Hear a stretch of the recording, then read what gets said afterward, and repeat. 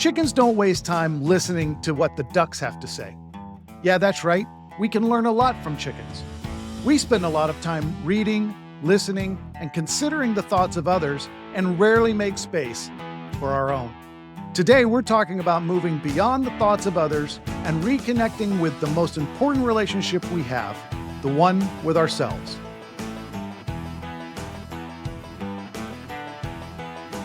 Hey, everybody, and welcome to Happy Heading Nowhere, episode number 7. My name's Steve, and this is the place where deep thinking meets life's detours. I'm glad you've joined me today. We're going to be talking about the most important relationship we have, the relationship with ourselves. It goes without saying, who we are and what we believe about ourselves makes all the difference in the world. It really does matter most what you think about you, what you believe about yourself, and what you want for yourself. So let's dive into that today. How much of what you believe about yourself is really yours? And how much have you taken from others?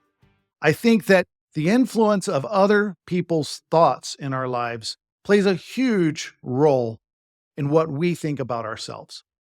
If you go back and you remember in maybe school when you were growing up, maybe you didn't feel like you were the smartest, and it was only reinforced if someone called you dumb, or if you weren't the most athletic, and so during PE you didn't get picked for the team.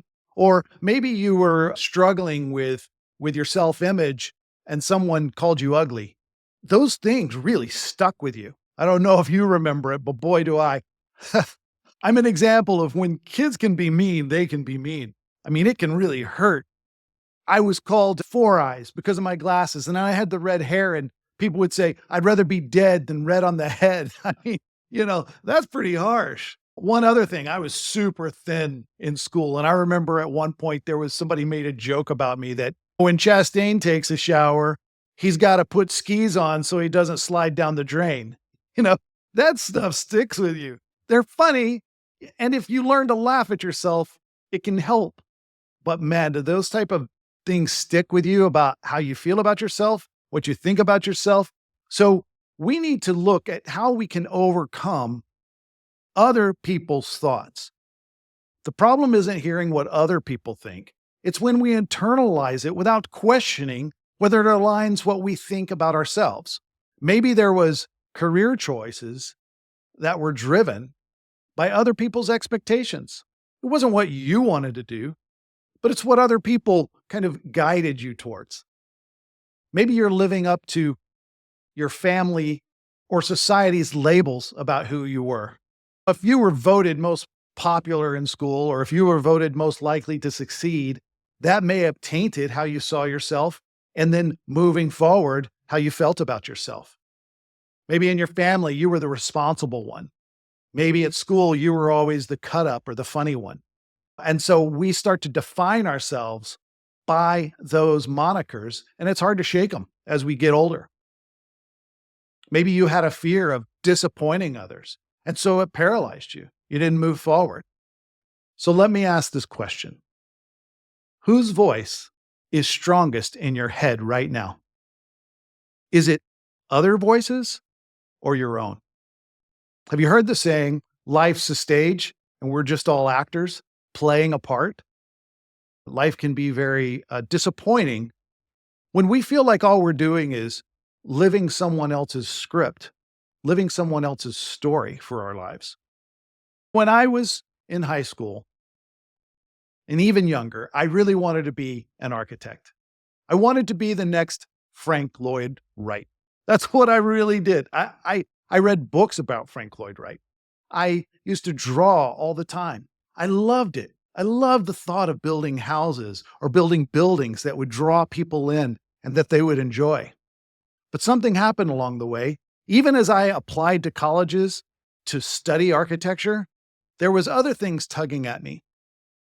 I was very involved in my church, and because of some things that had happened in my life, I felt like I owed church and that I owed God something. So I went into ministry. I started working for the church. And in many ways, that's why I did it. It wasn't really my voice. It was someone else's thoughts of what I could become. I'm not saying anybody forced it. I'm not saying anybody made me.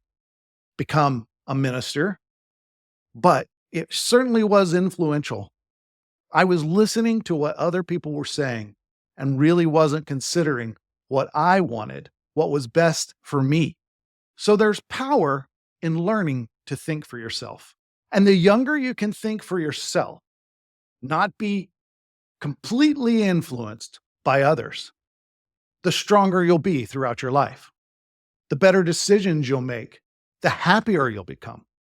Your life's choices are yours, they're not someone else's. The power of learning to think for yourself. There's an important difference between the external influences and the internal truths of who we are.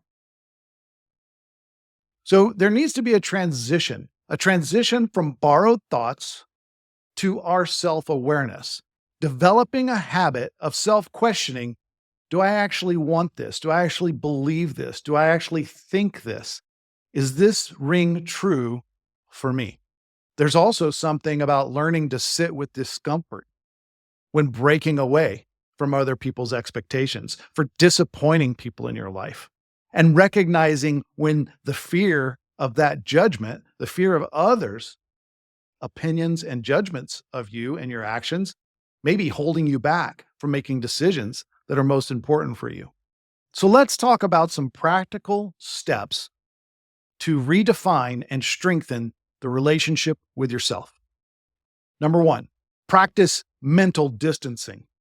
Instead of immediately accepting a thought, something you hear, reflect. Who does this thought belong to? Is this mine? Or am I only hearing what others are saying? Or I'm only hearing what's been influencing me all my life?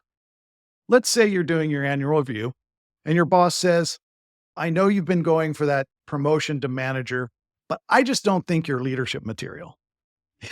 Now, I can't imagine a boss actually saying that, but I also know there's pretty crappy bosses out there. So maybe that's happened to you or something to that effect. I guess the question I'd ask is, are you going to let that define you?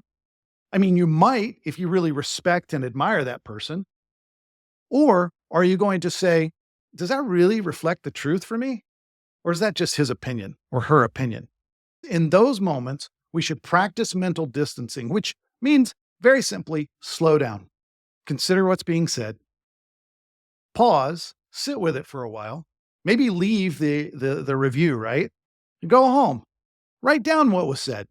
Think about how you want to react to that. Practice that mental distancing. Think for yourself. How does this define me? Number two, audit your influences. Who is it that you're regularly hanging around with? What media are you consuming? What news do you watch? What TV shows do you watch? What books do you read? What magazines do you read? What's in your news feed? What Instagram accounts do you follow? Facebook groups that you're a part of? Those things influence our lives. They just do. We've seen it in recent history, regardless of where you stand. Being influenced by those around us and those we align with can often lead us to not think for ourselves, but live in an echo chamber. I want to challenge you to move outside your echo chambers. This was really important to me around church and ministry. There was a period of time in my life when I realized this wasn't what I wanted to do. This wasn't who I was. But how do you break free from that? Well, I started by reading and listening to things that were outside the sphere of the church's influence. That was a real brave moment for me to expose myself to other thoughts, to begin to think outside that box of what if and what now and what should be next for my life. It was scary because it's all I'd ever known. But I moved through it. It took a lot of time. It was painful. But I decided to set my course in a different direction, and I did. Sometimes all it takes is those small shifts, spending more time with people that challenge you differently, people that encourage your growth outside the norm that you're currently involved with, less time in those echo chambers, just telling you exactly what you already think. Very important. Number three is to define yourself on your terms. So in reading some Nietzsche, he talks about this idea that the person that trundles books, the one that takes in and absorbs books, reads them every day, maybe reads the same ones, maybe reads new ones, but he becomes a reader, right? So as I would read, or after I would read, I would take my journal out and I would fill it up, thinking about the things I had just read. Here's one: building the life you want, living in the now. And I had just maybe read this chapter. And so I was reflecting on that chapter. There's nothing wrong with that. I keep a journal. No problem. But what Nietzsche said that was really interesting was, if you're just trundling other people's books, are you just not trundling other people's thoughts? What about the thoughts of your own? What about your understanding of the world, your understanding of yourself, your understanding of your own mind? Have you really stopped to think about that? So, define yourself on your terms. There's something in there where he says what one is, what makes up a person, what makes what one is. I started thinking about that. I wrote here husband, father, son, brother, but that doesn't really tell you anything. Thinker, lover, writer, creative mind, anxious, worrier, doubter, skeptic, philosopher, restless mind.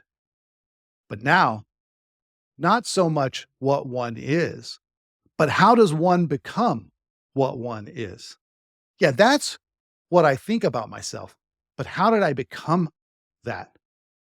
Goes a little deeper. Family, religion, education, relationships, marriage or marriages, children, politics, media, my health, my pain, emotional, physical, crisis, difficult times, hardship. It's very important that we just don't stay at the surface of our thoughts or the surface of ourselves. We need to spend some time thinking about what we are, who we are, and how we became what we are and who we are. That's where we're getting to the next level. That's where we're starting to define ourselves on our terms. It may be the most frightening thing you do, but I challenge you. It's a great exercise. I wrote this down. Can one choose what one is? Is it really that simple? And the answer, maybe it's for everybody to make up their own. But for me, the answer is yes, it is that simple. You can choose what you want to become today and set your course to become that. So here's some thoughts for you. Maybe break out that journal that you've got for Christmas that you said, hey, I'm going to start journaling in 2025. And you wrote down a couple of entries and you haven't gotten it out yet. Maybe take that out right now and write down this question: what do I actually want?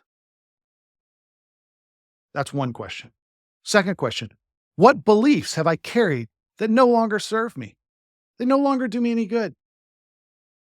And who would I be if I stopped worrying about disappointing other people? Oh, that's a tough one. I can think right now, I never wanted to disappoint my mother.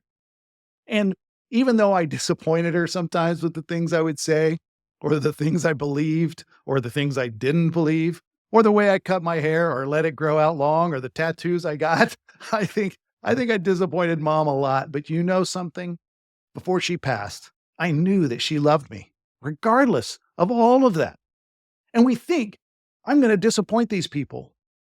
But that's not what the question is. The question is, are you going to disappoint yourself?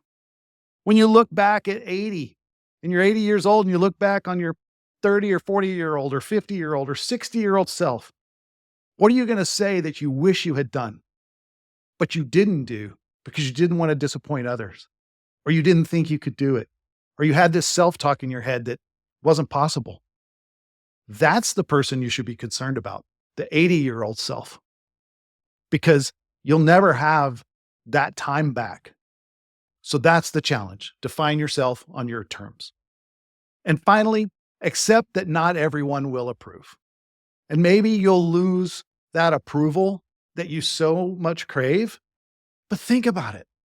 Why are you worried about pleasing the people in your life, even the most important people in your life, at the cost of not doing what's best for you, what you really want to do? Aligning with your own values is what ultimately leads you to confidence and clarity. Let me say that again. Aligning with your own values is what leads you to have confidence and clarity. So let me close by saying this. Other people's thoughts in the world, in your friendships, in your relationships, in your work relationships, they will always be there, but they don't have to define you. You get to define you. You get to define the relationship you have with yourself. I'm learning there's a lot of parts to each one of us, and these parts can be conflicting at times. You can have the procrastinator part, and you can have the high achiever part, and you can have the parental part, and you can have the child part. You can have all these different parts that make up who you are. But none of those parts get to define you. What you have to do is bring yourself to the front.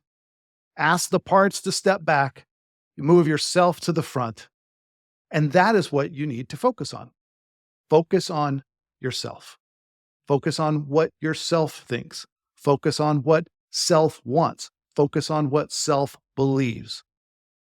And get the parts to align and support that self. Those outside voices, they're going to come and go. What really matters, what's most important, is who we are on the inside. If you want to know more, or you haven't read my blog, go over to happyheadingnowhere.com right now. Next time, we're going to be talking about the relationship with our significant others, those people that are closest to us, that know us best, and how our sense of self shapes how we connect with them. That's going to be very important as we move through this series on your most important relationships, the relationships that define you. So thanks for listening to me today. I hope you enjoyed it. If you liked it, tell a friend. That'd be really cool. And if you didn't like it, tell a friend anyway. Have a great day, everyone. Take care. Bye-bye.